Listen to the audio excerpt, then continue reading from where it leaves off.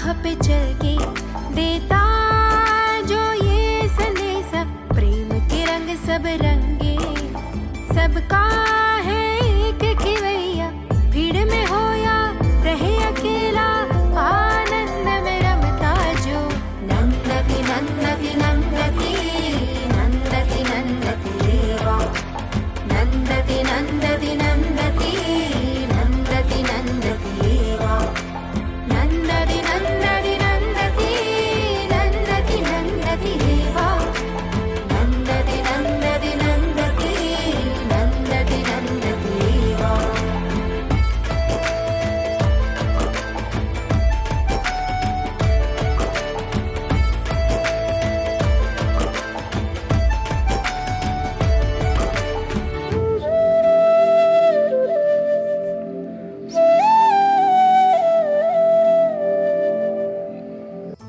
कुछ लोगों को गुरु की आज्ञा में रहना दासत्व मालूम होता है, लेकिन अम्मा कहती हैं कि उन्हें यह समझ लेना चाहिए कि गुरु के सामने झुकना यानी किसी 3 हाथ की देह के सामने नहीं, बल्कि गुरु तत्व के सामने झुकना होता है।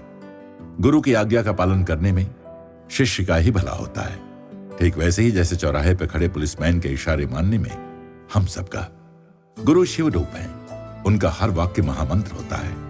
गुरु की सेवा, गुरु की आज्ञा, गुरु का सानिध्य, इनकी प्राप्ति महाभाग्यवान को होती है। यहां तक कि गुरु की फटकार तक को अपना परम सौभाग्य मानना चाहिए।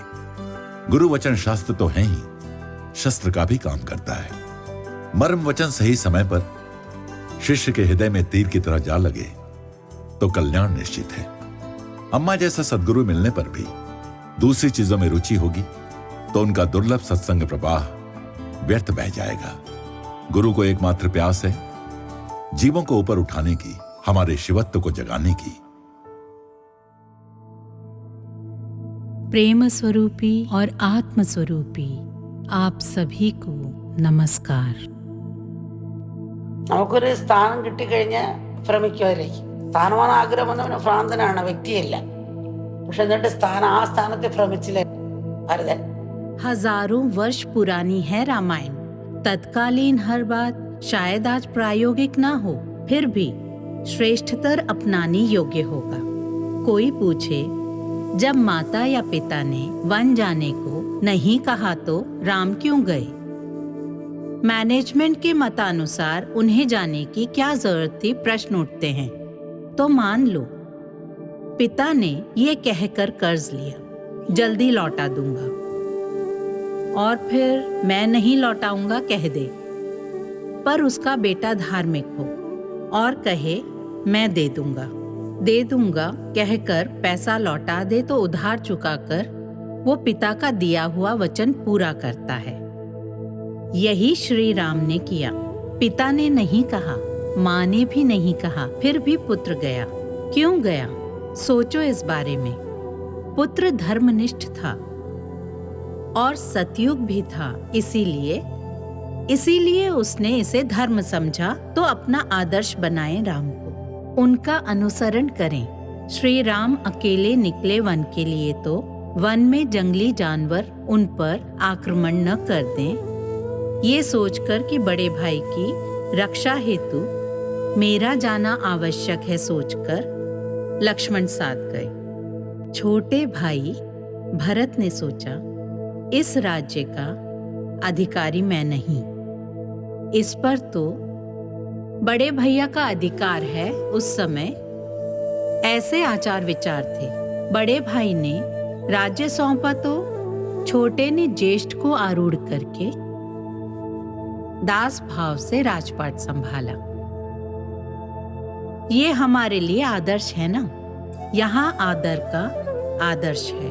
भरत को राज्यभार संभालने की अनुमति श्री राम ने दी, पर इससे मन दूषित नहीं हुआ भरत का।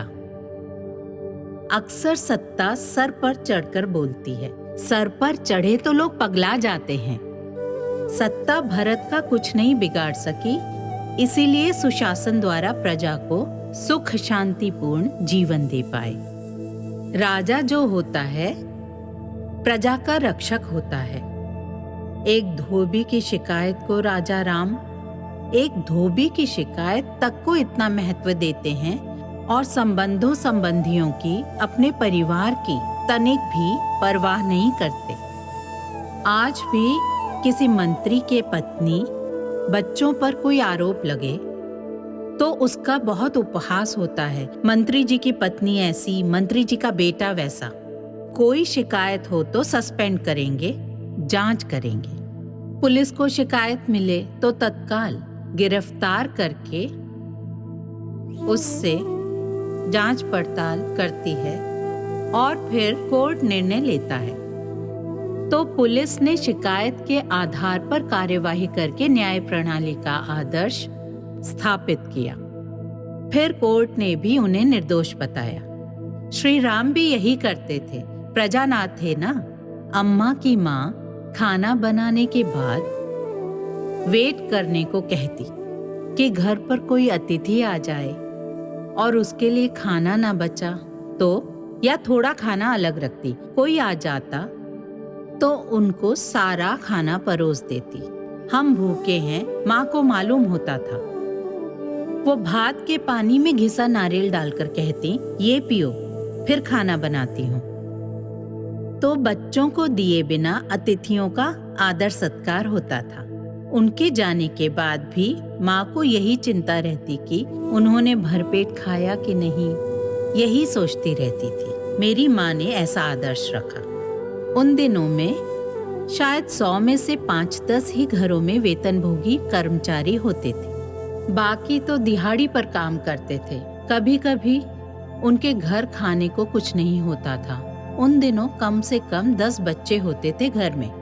अक्सर माँ 5-6 लोगों का खाना डब्बे में भर दे आने को कहती। उनकी नाव वापस नहीं आई। बच्चे भूखे होंगे, जाओ और जाकर उन्हें ये दे आओ। पड़ोसियों की चिंता पहले करते थे।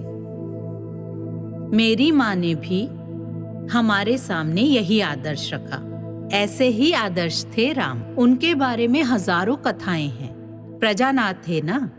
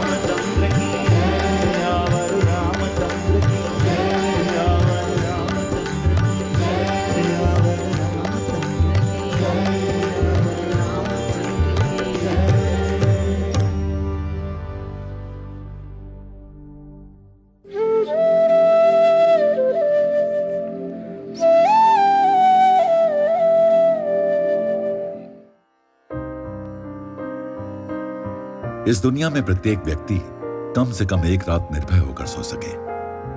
प्रत्येक व्यक्ति को कम से कम एक दिन भरपेट भोजन मिले। कोई एक दिन तो ऐसा हो जब कहीं कोई हिंसा ना हो, कोई घायल ना हो, किसी को कोई क्षति न पहुंचे। बूढ़े हों या जवान, सब गरीबों व जरूरतमंदों की सेवा करें। कम से कम एक दिन सब लोग निष्काम सेवा करें। प्रेम ही एक उत्तर है, प्रेम ही उपाय। प्रेम ही एक उत्तर है, प्रेम ही उपाय। ये है अम्मा, ये है उनका स्वप्न। ऐसा है वो विश्व जिसके लिए वो अनथक कार्य कर रही हैं। श्री माता अमृतानंदमयी देवी, जिन्हें हम प्रेम से अम्मा कहकर पुकारते हैं, अपने दर्शन के माध्यम से प्रेम और करुणा का परचम फहराने के लिए विश्व भर की यात्रा कर चुकी हैं। उनसे निहसित होने वाले प्रेम की किरणों ने पृथ्वी की सुदूर सीमाओं तक फैले 4 करोड़ लोगों को छुआ है।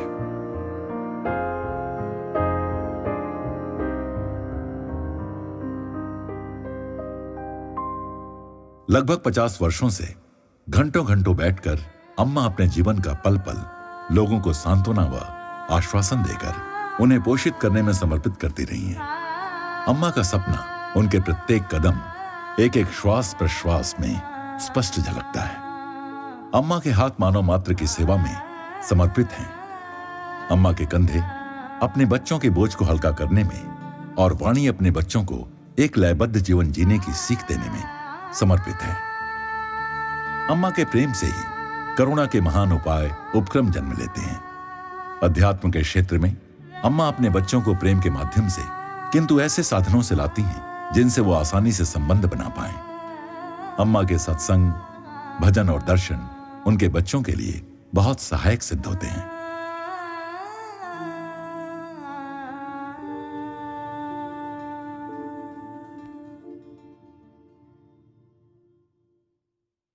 अम्मा के सत्संग सबके लिए होते हैं, शास्त्रों पर आधारित और अनुभव में ढले हुए। अम्मा के सत्संगों में होते हैं 50 वर्षों से उन लाखों करोड़ों लोगों के किस्से, कहानियां, अनुभव, जिन्हें वे गले लगाकर सुन चुकी हैं। अम्मा के वचनों में उन लोगों की व्यथा, भय और खुशियों के प्रतिबिंब झलकते हैं। कोई सुशिक्षित हो अथवा अशिक्षित, युवा हो अथवा वृद्ध, सबके लिए साथ ले जाने को कुछ न कुछ तो होता ही है। अम्मा सरलतम भाषा बोलती हैं, प्रेम की भाषा। भाषा सरलतम होती है, किंतु ऐसी गंभीर कि हृदय स्पर्श कर ले और मन धा न पा सके। अम्मा उन सब विषयों पर बोलती हैं जो उनके बच्चों के वर्तमान जीवन को प्रभावित करते हैं। अम्मा गरीबों के लिए कारुणिक होने की पक्षधर हैं। अम्मा के शब्दों में ईश्वर की सच्ची प्रार्थना गरीबों के लिए दिल में करुणा का होना है। करुणा ही आध्यात्मिकता का आदि है और अंत भी। अम्मा शक्ति देकर महिलाओं को मातृत्व को समझने में सशक्त बनाती हैं। अम्मा कहती हैं, मातृत्व की भावना उन्हीं महिलाओं तक सीमित नहीं जिन्होंने बच्चों को जन्म दिया है, बल्कि ये तो पुरुषों और स्त्रियों दोनों में अंतर्निहित भावना है। ये एक मनोभाव है, ये प्रेम है और प्रेम जीवन प्राण है। अम्मा शिक्षा पर अपना दृष्टिकोण साझा करते हुए कहती हैं कि शिक्षा 2 प्रकार की होती है, एक आजीविका कमाने के लिए, दूसरी जीवन जीने के लिए। जब हम कॉलेज में डॉक्टर, वकील या इंजीनियर बनने के लिए पढ़ाई करने जाते हैं तो वो आजीविका के लिए शिक्षा होती है, लेकिन जीवनार्थ शिक्षा के लिए आध्यात्मिकता के मूल तत्वों के ज्ञान की आवश्यकता होती है। जगत, अपने मन, अपनी भावनाओं और स्व के विषय में गहन ज्ञान की। अम्मा साधना पर व्यावहारिक सुझाव देती हैं। अम्मा परिचित हैं कि उनके बच्चों के लिए इस व्यस्त जीवन में से समय निकाल पाना कितना कठिन है। अम्मा कहती हैं कि ईश्वर के लिए 5 मिनट रोना 1 घंटे के ध्यान समान है। अम्मा उस प्रेम को खींचकर बाहर लाने का प्रयास करती हैं जो हम सब के हृदयों की गहराई में दबा पड़ा है, और उसे ईश्वर के लिए प्रेम पुकार के रूप में अभिव्यक्त करने को उकसाती हैं। अम्मा को भजन गाते हुए देखने में हम इसका साक्षात उदाहरण पाते हैं। भजन मन को प्रफुल्लित करके ईश्वर की ओर ले जाते हैं, हृदय में प्रेम और तड़प को इतना बढ़ा देते हैं कि द्वैत का अस्तित्व ही ना रहे, प्रेम ही प्रेम रह जाए। भजनों के शब्द सनातन धर्म के तत्व में सिक्त होते हैं। अम्मा ने भजनों को अपनी दिनचर्या का भाग बना लिया है और एक ऐसा माध्यम जिसके द्वारा लोग भी उस आनंद की झलक पा सकें जिस परमानंद का स्वाद वो नित्य चख रही हैं। अम्मा के हृदय से निकला और स्वर में छिपा शुद्ध प्रेम लोगों के हृदयों को छू जाता है। प्राय वे भजन का अर्थ न जानते हुए भी आंसू बहाते देखे जा सकते हैं, क्योंकि अम्मा के स्वर में वे परमात्मा की झलक पाते हैं।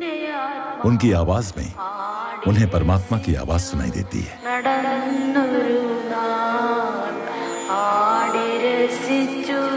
നടന്നു